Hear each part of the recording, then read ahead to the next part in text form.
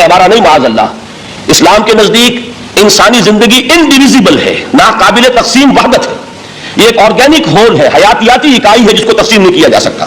لیکن جدید ذہن کا تصور یہی ہے۔ اس تصور کے پس منظر میں دیکھیے کہ جو سب سے بڑی تحسین ہو سکتی تھی اور جو سب سے زیادہ ٹریبیوٹ پیش کرنے کا انداز ہو سکتا تھا وہ شخص نے پیش کر دیا حضور کو، کہ دونوں میدانوں میں بیک وقت انتہائی کامیاب انسان پوری تاریخ میں صرف ایک ہے، وہ محمد صلی اللہ علیہ وسلم۔ اس لیے کہ جتنی بڑی شخصیتیں اور نظر آتی ہیں وہ یک رخی ہے، یا ادھر عظیم ہے یا ادھر عظیم ہے۔ جو ادھر عظمت کی حامل ہے دین میں، مذہب میں، اخلاق میں، روحانیت میں، جیسے حضرت مسیح خود یا گوتم بدھ، ان کا سیاست میں اس میں کوئی دخل نہیں، کوئی انقلاب برپا نہیں کیا، کوئی نئی حکومت قائم نہیں کی، تو وہاں انہیں زیرو دینا پڑتا ہے۔ اور اس کے برعکس سکندر اعظم ہے، اٹیلا ہے، چنگیز ہے، ہٹلر کو بھی چاہے تو شامل کر لیں، جس کی فتوحات جو ہے وہ جنگل کی آگ کی طرح پھیلی ہے۔ کوئی مشرق سے مغرب تک پہنچ گیا، کوئی مغرب سے مشرق تک چلا آیا۔ ہٹلر کہا آپ کو، سکندر اعظم کہاں سے چلا؟ مقدونیہ سے دریائے بیاس تک پہنچا، اور ادھر سے چنگیز ادھر سے گیا وہاں تک پہنچا ہے۔ اٹیلا جو ہے سینٹرل ایشیا سے اور یورپ کے میدانوں تک پہنچا ہے۔ لیکن مذہب اور اخلاق کے میدان میں انہیں صرف زیرو دینے سے کام نہیں چلتا، کوئی مائنس ویلیو معین کرنی پڑتی ہے۔ یہ ہے دنیا کی عظیم ترین شخصیتوں کا حال۔ ایک شخصیت ایسی ہے محمد کی صلی اللہ علیہ وسلم کہ ان کے بارے میں یہ کہنا مشکل ہو جائے گا کہ ان کی زیادہ عظمت جو ہے وہ مذہبی میدان میں ہے یا زیادہ عظمت جو ہے وہ سیاسی اور ملکی میدان میں ہے۔ ایک نئی تہذیب، ایک نیا تمدن، ایک نیا طرز حکومت، ایک نیا نظام معیشت، ایک نیا سماجی اور معاشرتی نظام، ایک نیا قانون فوجداری، ایک نیا قانون دیوانی، زندگی کے ہر اعتبار سے ایک انقلاب برپا کیا ہے۔ یہ ہے محمد رسول اللہ کا وہ کارنامہ جس کو کہ غیر مسلم بھی تسلیم کرنے پر مجبور ہے۔ چنانچہ شاید آپ نے نام سنا ہو، ہندوستان نے جو بڑے بڑے انقلابی پیدا کیے اس صدی میں، ان میں ایک ایم این رائے، جو کمیونسٹ انٹرنیشنل، جو ماسکو میں یوں سمجھیے کہ پوری دنیا میں اشتراکی تحریکوں کو کنٹرول کرنے والا ادارہ، یہ شخص اس کا بہت اہم کارکن رہا ہے، ایم این رائے۔ اس نے ایک کتاب لکھی دی ہسٹوریکل رول آف اسلام، اور وہ تسلیم کرتا ہے کہ تاریخ انسانی میں عظیم ترین انقلاب وہ ہے جو محمد نے برپا کیا صلی اللہ علیہ وسلم۔ تو یہ چیز دوسری ہے کہ جس کو ماننا پڑتا ہے۔ لیکن آپ حیران ہوں گے کہ یہ سیرت کا جلسہ تو نہیں تھا، میں قرآن کی عظمت بیان کر رہا تھا۔ یہاں اب اصل میں جس چیز کی طرف آپ کی توجہ دلانی مقصود ہے وہ یہ ہے کہ اس عظیم ترین انقلاب کے لیے حضور کا اعلی انقلاب قرآن تھا۔ اتر کر حرا سے سوئے قوم آیا اور ایک نسخہ کیمیا ساتھ لایا۔ اس قرآن کے ذریعے ذہن بدلے، لوگوں کی سوچ بدلی، عقائد بدلے، نقطۂ نظر بدلا، ان کا ویلیو سٹرکچر تبدیل ہو گیا۔ پہلے زندگی عزیز ترین متاع شمار ہوتی تھی، اب موت سب سے بڑھ کر خوش آئند ہے، شہادت ہے مطلوب و مقصود مومن، نہ مال غنیمت نہ کشور کشائی۔ یہ انقلاب یہ در حقیقت کس کے ذریعے سے ہوا ہے؟ سورہ فرقان میں اللہ تعالیٰ نے ارشاد فرمایا حضور سے، فلا تطع الکافرین وجاہدہم بہ جہادا کبیرا۔ اے نبی آپ ان کافروں کی باتیں نہ مانیے، ان کے کہنے کی طرف متوجہ نہ ہوئیے، اور اس قرآن کے ذریعے سے جہاد کیجئے۔ جیسے کہ ابھی آپ کو بتایا نظام الدین صاحب نے، اصل انقلاب جو محمد نے برپا کیا صلی اللہ علیہ وسلم وہ تلوار کے ذریعے نہیں ہے، تلوار کے ذریعے انقلاب کی تکمیل ہوئی ہے۔ تو در حقیقت جو انقلاب آیا ہے، انقلاب پہلے آتا ہے انسان کی سوچ میں، انقلاب آتا ہے انسان کے نقطۂ نظر میں، انقلاب آتا ہے انسانوں کی شخصیتوں میں، ان کے کردار میں، ان کے شب و روز کے انداز میں۔ یہ انقلاب کون سی تلوار سے آیا؟ محمد تو تنہا تھے صلی اللہ علیہ وسلم، ایک فرد واحد سے دعوت کا آغاز فرمایا۔ یہ قرآن تھا در حقیقت، یہی سب سے بڑی تلوار ہے محمد رسول اللہ صلی اللہ علیہ وسلم کی۔ اس سے ذہنوں کو بدلا ہے، عقائد بدل دیے ہیں، نظریات بدل دیے ہیں، اسی سے لوگوں کا تزکیہ کیا ہے، اسی کو ان کے اندر اتارا ہے۔ یہ در حقیقت میں علامہ اقبال کا وہ شعر میرے سامنے آ رہا ہے، چوں بجا در رفت جا دیگر شبد۔ عظمت قرآن کے ذکر میں فرماتے ہیں جب یہ قرآن کسی کے اندر اتر جاتا ہے اس کے اندر انقلاب آ جاتا ہے۔ ہی از اے چینج پرسن، اس کی سوچ بدل گئی، نقطۂ نظر بدل گیا۔ پہلے وہ کائنات کو سمجھتا ہوگا کہ خود بخود چل رہی ہے، اندھا بہرا مادہ اسے چلا رہا ہے، بائی این ایکسیڈنٹ یہ وجود میں آئی ہے۔ اب وہ سمجھتا نہیں ہے ایک اللہ ہے، علی کل شیء قدیر بکل شیء علیم، الحی القیوم، جس نے اس کائنات کو بنایا ہے، جو اسے چلا رہی ہے، جو مدبر ہے، یدبر الامر من السماء الى الارض، تدبیر فرما رہا ہے، وہ ہے کہ جس نے اس کائنات کو پیدا فرمایا۔ پھر یہ کہ پہلے وہ سمجھتا ہو کہ میری زندگی کیا ہے، وہی جو کہ شہنشاہ ظفر نے کہا تھا کہ عمر حیات مانگ کے لائے تھے 4 دن، بہادر شاہ ظفر آخری تاجدار خاندان مغلیہ کا، کہ عمر دراز مانگ کے لائے تھے 4 دن، 2 آرزو میں کٹ گئے 2 انتظار میں۔ کل زندگی کیا ہے؟ یہ 30 40 50 60 70 برس۔ قرآن نے بتایا نہیں، اور جو ترجمانی کی اقبال نے، تو اسے پیمانہ امروز و فردا سے نہ ناپ، جاویداں پہم دوا ہر دم جمع ہے زندگی۔ یہ تو ایک ابدی سلسلہ ہے، اس کے لیے کوئی اختتام ہے ہی نہیں. یہ موت جو ہے یہ دی اینڈ نہیں ہے، موت ایک زندگی کا وقفہ ہے، یعنی آگے چلیں گے دم لے کر. یہ انقلاب ہے انسان کے فکر کا اور سوچ کا. اس انقلاب کے نتیجے میں وہ جماعت تیار ہوئی صحابہ کرام کی، ڈیڈیکیٹڈ، کمیٹڈ، جو آخرت کے طالب تھے، جو اللہ کے عاشق، محمد کے دیوانے صلی اللہ علیہ وسلم، تن من دھن قربان کرنے کے لیے تیار. حضور کے چشم ابرو کی جنبش جو ہے وہ ان کے لیے گویا کہ ایک حکم کے درجے میں ہے، جس کی کہ لازماً تعمیل ہوگی. اور انہوں نے اپنی گردنیں کٹوا دی، اپنے گھر اجڑوا دیے، اپنا دنیا کا جو بھی کچھ اثاثہ تھا وہ قربان کر دیا، نشاور کر دیا. تب کہیں جا کر انقلاب آیا. اور یہ شخصیتیں جو تیار ہوئی تو ان کے تیار کرنے میں ذریعہ کیا ہے؟ قرآن. یہی وجہ دیکھیے، نوٹ کیجئے، اسی بات کو دوسرے پیرے میں عرض کر رہا ہوں کہ تاریخ انبیاء کے ضمن میں بھی ایک بڑی عجیب حقیقت سامنے آئے گی. حضرت موسیٰ علیہ السلام کے معجزات دو بہت مشہور ہیں، عصائے موسیٰ اور ید بیضاء. ویسے قرآن مجید نے 7 مزید گنوائے ہیں، 9 آیات بینات، 9 بڑے کھلے کھلے معجزے جو فرعون اور آل فرعون کو دکھائے گئے. پھر آپ کو معلوم ہے کہ اسی عصا کی ضرب سے سمندر کا پھٹ جانا، اسی عصا کی ضرب سے ایک چٹان سے 12 چشموں کا پھوٹ بہنا، اور پھر یہ کہ من و سلوہ کا نزول ہے اور غمام ہے صحرا کے اندر جہاں کوئی چیز سائے کے لیے نہیں ہے، ان کے اوپر ابر کا سایہ کیا جا رہا ہے. یہ سارے معجزے آپ کو نظر آ رہے ہیں. اسی طریقے سے حضرت مسیح علیہ السلام، کیسے کیسے معجزے. مردہ کو کہا قم باذن اللہ، کھڑا ہو گیا. گارے سے بنایا ایک پرندے کی شکل اور اس میں پھونک ماری اور اڑتا ہوا پرندہ ہو گیا. یعنی یہ کہ احیاء موتا اور خلق حیات یہ آخری معجزے ہو سکتے ہیں، اس لیے کہ یہ خالص اللہ تعالیٰ کے افعال ہیں. لیکن ذرا اس کانٹیکسٹ میں دیکھیے محمد کا معجزہ کیا ہے صلی اللہ علیہ وسلم. قرآن مجید جن لوگوں نے پڑھا ہے اور سمجھ کر پڑھا ہے، ترجموں سے پڑھا ہے یا ویسے وہ عربی زبان سے واقف ہے، ان کو معلوم ہے کہ قرآن بار بار کہتا ہے محمد کا معجزہ. یوں تو بے شمار واقعات ہوں گے لیکن اصل معجزہ صرف اور صرف قرآن ہے. کسی کو پیش کیا گیا کہ یہی ہے، آؤ مقابلہ کر لو. اصل میں معجزہ کہتے کسے؟ معجزہ کے معنی عاجز کر دینے والی شے. یوں تو اولیاء اللہ جو ہیں ہم ان کی کرامات کے قائل ہیں. اللہ تعالیٰ اپنے کسی نیک بندے کے مقام اور مرتبے کے اظہار کے لیے کسی وقت کوئی ایسی چیز ظاہر کر دے جو قانون طبیعی کے خلاف ہو، تو یہ کرامات اولیاء حق ہے. اور اس درجے کی جو ظاہر بات ہے کہ جب اولیاء کے لیے کرامات ہے تو انبیاء کے لیے تو بہت ہوگی. اصل معجزہ کسے کہتے ہیں؟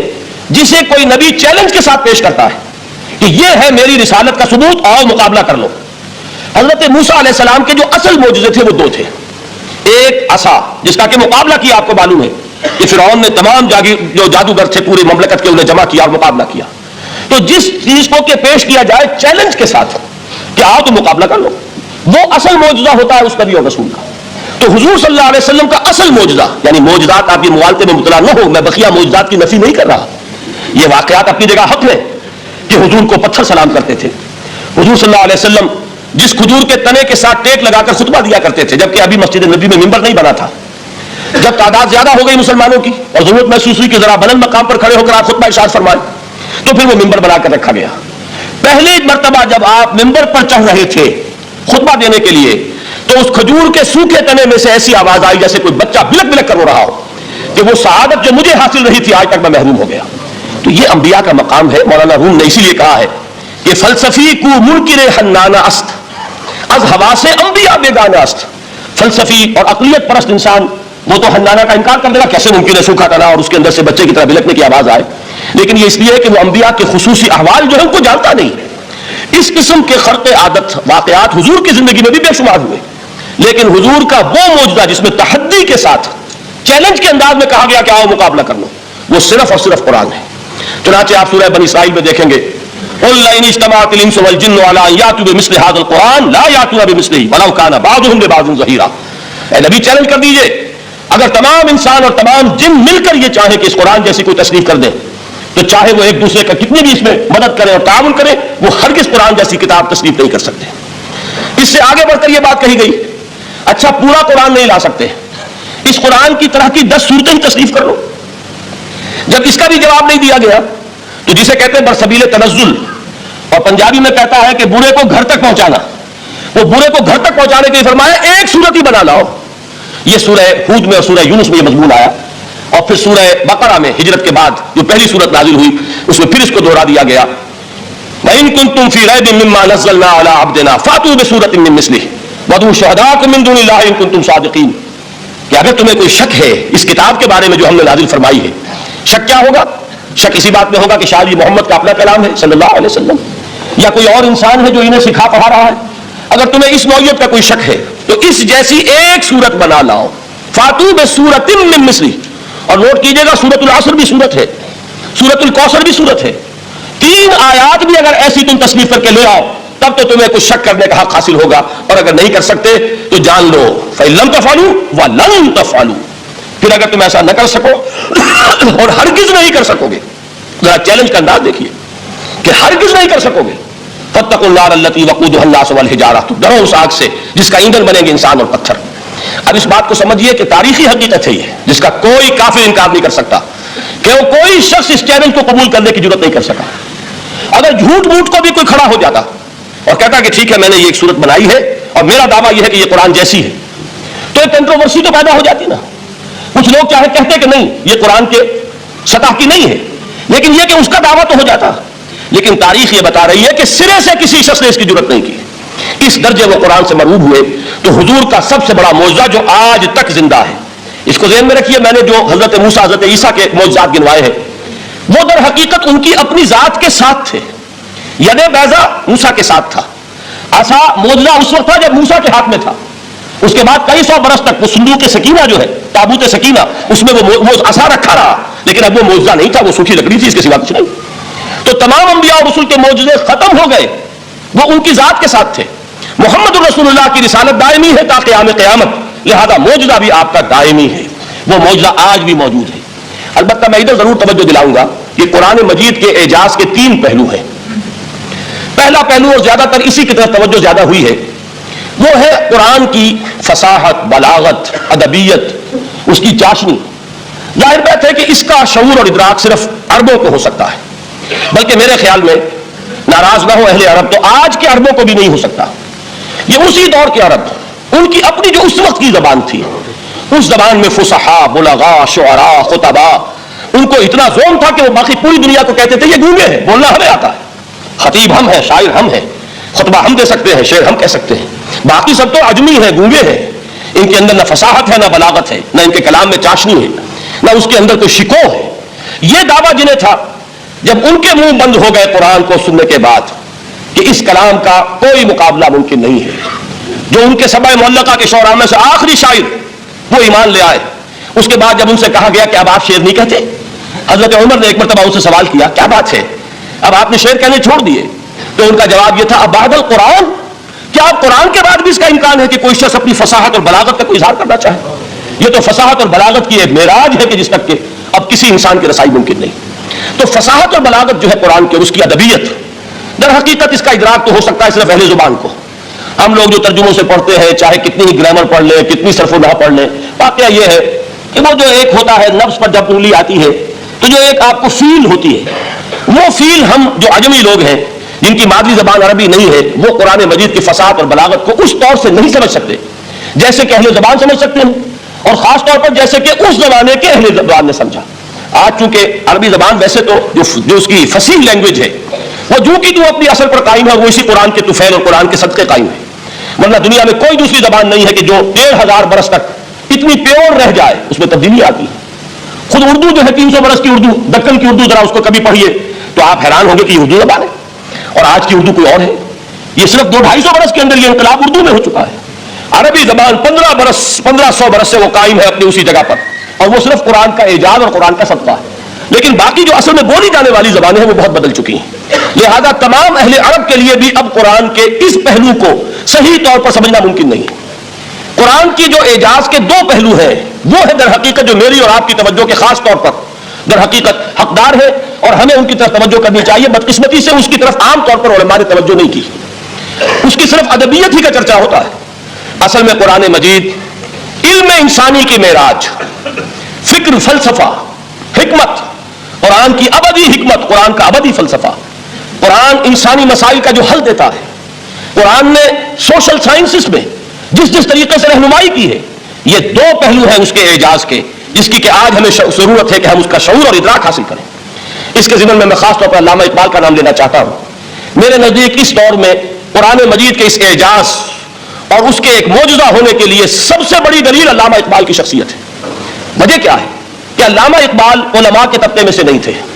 ظاہر بات ہے کہ جن کا پورا جو ہے جن کی زندگی گزرتی ہو قال اللہ قال رسول میں، ان کے دلوں میں عظمت قرآن کی، ان کے دلوں میں حضور کی محبت، یہ تو سمجھیے کہ ہونی ہی چاہیے، ان کے شب و روز اسی میں گزرتے ہیں۔ لیکن یہ کہ ایک ایسا شخص جس کی تعلیم ہے کالجوں کی، یونیورسٹیوں کی، جس نے مشرق اور مغرب کے فلسفے کھنگال ڈالے، وہ شخص، اور وہ بھی اس دور میں جبکہ ہم پر مغرب سے مروبیت بہت شدید تھی، آج تو وہ مروبیت بہت کم ہو چکی ہے۔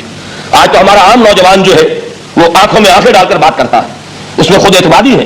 ہمارا بھی اپنا ایک معاشی نظام ہے، ہمارا اپنا ایک سیاسی نظام ہے، ہمارا ایک اپنا سماجی نظام ہے، ہماری اپنی سوشل ویلیوز ہیں۔ آج کا نوجوان الحمدللہ احیاء اسلام کی وہ جد و جہد جو ہے وہ مرحلہ در مرحلہ بہرحال آگے بڑھ رہی ہے، وقت لگے گا، لیکن یہ کہ اس میں یقیناً ترقی ہوئی ہے۔ اسی کا مظہر یہ ہے کہ خود اعتمادی ہے، وی ہیو کانفیڈنس۔ ہم جانتے ہیں کہ اسلام ایک دین ہے، مکمل دین ہے، اس کے پاس زندگی کے تمام مسائل کا حل ہے۔ لیکن یہ ہے آج 1985 کی بات، علامہ اقبال اس صدی کے آغاز میں گئے ہیں یورپ، جبکہ ہم محکوم تھے انگریز کے، ایک حاکم قوم کے ہاں جا کر اس سے مروبیت کتنی شدید اس وقت تھی، جو جاتا تھا اکثر و بیشتر جو ہے واپس آتا تھا تو کھڑے ہو کر پیشاب کرنا ضروری سمجھتا تھا، اس لیے کہ اس نے وہاں پر لوگوں کو یہی کرتے دیکھا۔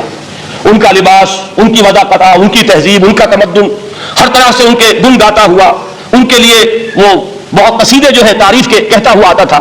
لیکن ایک علامہ اقبال کی شخصیت وہ ہے کہ وہ یہ خود کہتے ہیں کہ میں اس آگ میں ڈالا گیا ہوں مثل خلیل، مغربی تہذیب کے اس الاؤ میں مجھے اس طرح ڈالا اللہ نے جیسے کہ حضرت ابراہیم کو آگ میں ڈلوایا۔ میں اس تہذیب کے اس الاؤ کے اندر سے ہو کر آ رہا ہوں، اور میں نے یہ دیکھ لیا کہ یہ تہذیب کھوکھلی ہے، اس کے اندر کوئی پائیداری نہیں ہے، نظر کو خیرہ کرتی ہے تب چمک تہذیب حاضر کی، یہ سنائی مگر جھوٹے نگوں کی ریزہ کاری ہے۔ اور دیار مغرب کے رہنے والوں، خدا کی بستی دکان نہیں ہے، کھڑا جسے تم سمجھ رہے ہو وہ اب زرے کا معیار ہوگا۔ تمہاری تہذیب اپنے خنجر سے آپ ہی خودکشی کرے گی، جو شاخ نازک پہ آشیانہ بنے گا ناپائیدار ہوگا۔ اب آپ اندازہ کیجئے وہ شخص جو بنیادی طور پر فلسفی ہے، فلسفے کا طالب علم ہے، وہ جرمنی اور انگلستان میں جا کر فلسفے کھنگالنے کے بعد اسے اگر تسکین حاصل ہوئی، اس کی جو علم کی پیاس تھی اگر اسے سیری حاصل ہوئی تو صرف قرآن کے ذریعے سے۔ نہ کہیں جہاں میں اما ملی، جو اما ملی تو کہاں ملی میرے جرم خانہ خراب کو تیرے عفو بندہ نواز میں۔ یہ وہ شخص ہے آخری زندگی میں ان کا کام صرف ایک رہ گیا تھا، قرآن کی تلاوت۔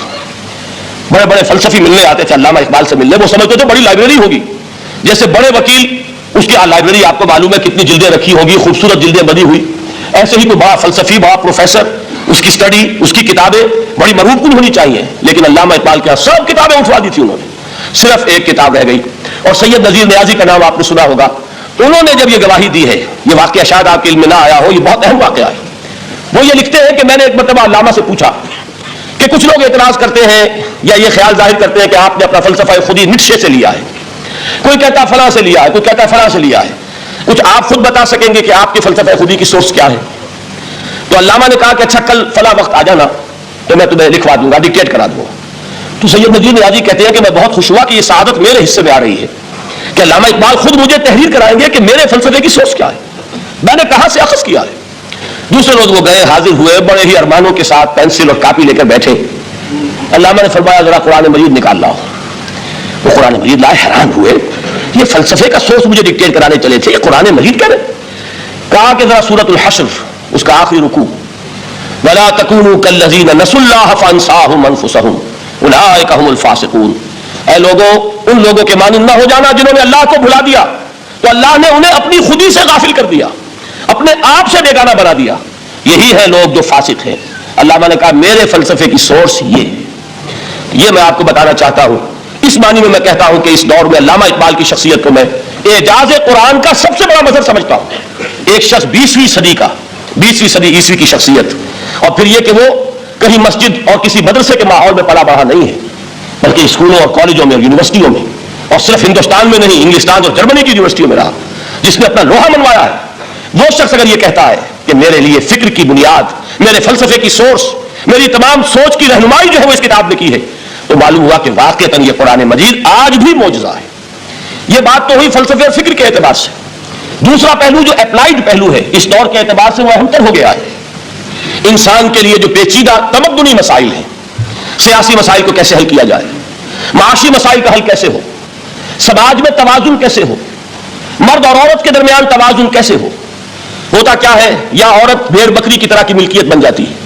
ہمارے ہاں اردو میں جو اس کا محاورہ ہے کہ جوتی کی نوک، یہ اس کی حیثیت ہو جائے گی، یا دوسری طرف عورت کلیوپیٹرا بن کر قوموں کی قسمتوں سے کھیلے گی.